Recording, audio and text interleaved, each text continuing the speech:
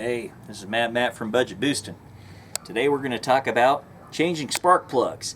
Now there's some spark plugs that are very easy to get to, and you can easily use your little extension with your spark plug tool. Like, let's walk over to this 260Z over here and I'll show you an easy spark plug to get to. Let's take a walk.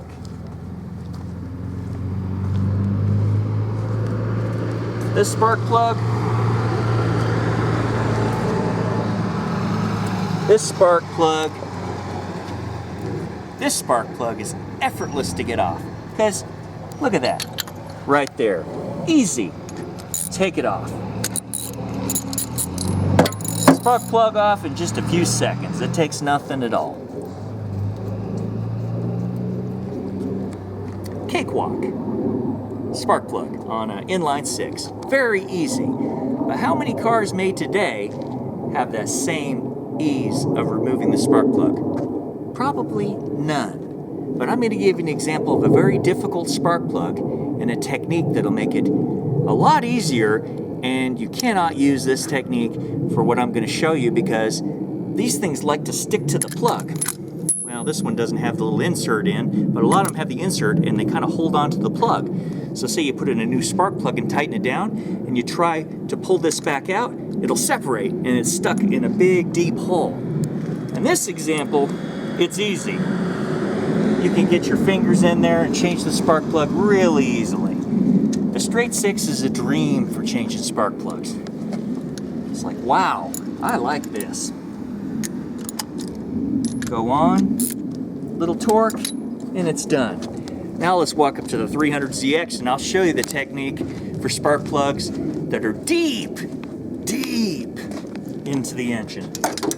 All right, look at the boot right here. This is a 1986 300ZX Turbo. The spark plugs are on the inner part of the head between the intake manifold and the head. They're very deep, and it takes special tools to access. Now I'm going to pull off the ignition wire and show you. Okay, ignition wire is off. If you can see in there, it's in there quite a ways.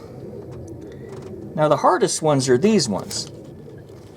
Yeah, that one you can see the plug. It's kind of yay deep. These ones are a little harder because they're really tight between the manifold.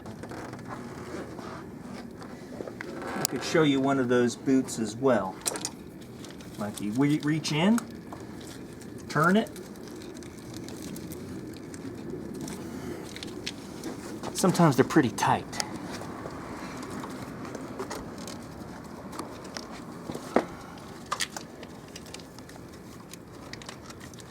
Okay, see how big that boot is? Really deep. So trying to go down here, it's going to have a very hard time to get in there. So, the way to solve this problem, go to your local AutoZone or Craig & O'Reilly's, any of those plug places, nice auto parts stores, and get yourself a wobbly extension spark plug tool.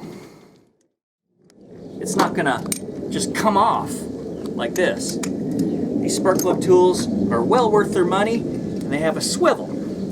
So say I was trying to remove this very difficult spark plug down here. Go down here, hook this tool in place,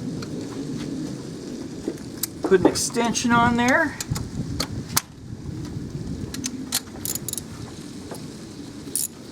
and take the spark plug out.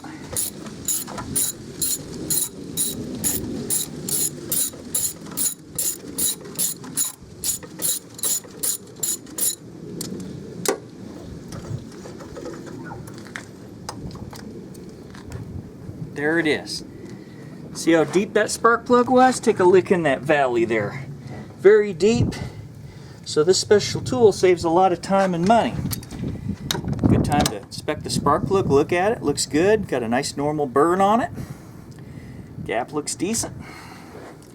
And the way to put these guys back in is you can't reach your fingers in there to finger tighten your spark plug. So you use a piece of fuel hose, 3/8" fuel hose.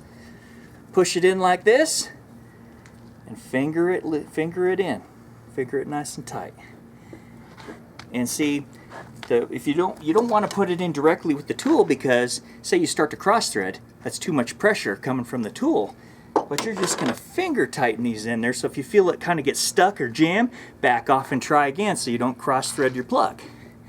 Saves a lot of time and could save your heads, because if you cross thread a plug, you got to pull the head off, take it to a machine shop and have them change the helicoils, the little threads out, which is very expensive.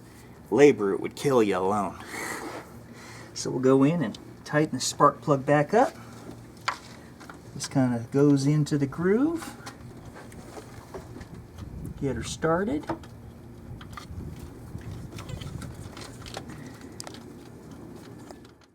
Alright, finally got her tight, and you tighten it until it comes right off the plug. Then you put your special tool back in there. Look at the plug in there if you can see if you can see the plug, how deep it is. Hence why we need this special tool. Because normally if we were to use something like this, which separates from your extension, you go tighten your plug back in, you try to pull this back out, and they get stuck down there. Then you have to have some special pliers to pull them out, which you'd have to go shopping for, because it's hard to find pliers with, needle nose pliers that long to get into there. So this saves a lot of heartache. So we'll go back into there here. Get on to the plug. Tighten it. About right there. Pull it back out. And put the ignition wire back in until it clicks.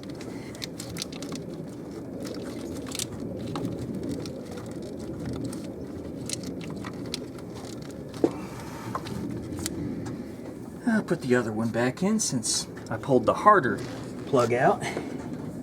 This one's easy, it's the first one. That one.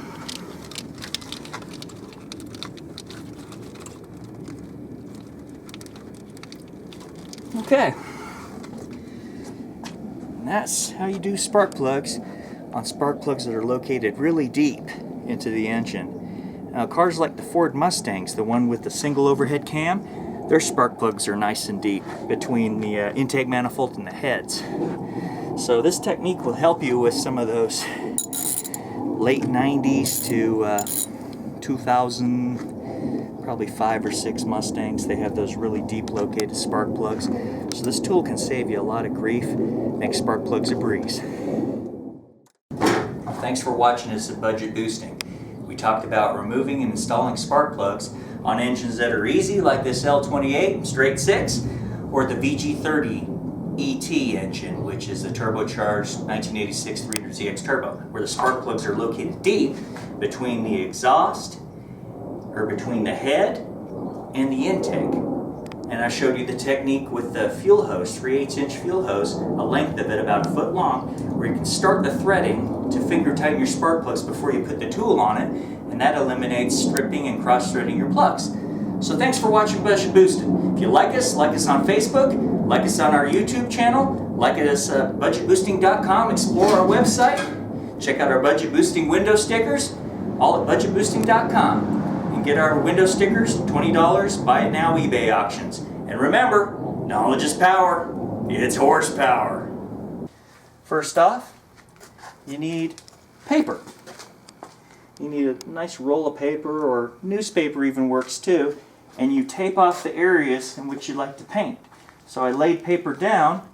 Before I put these pinstripes here, it was just silver stripes. So I laid paper down and put tape to seal it, and I put a piece of tape in the middle to give you that middle line. I just ran a piece of tape all the way up the whole car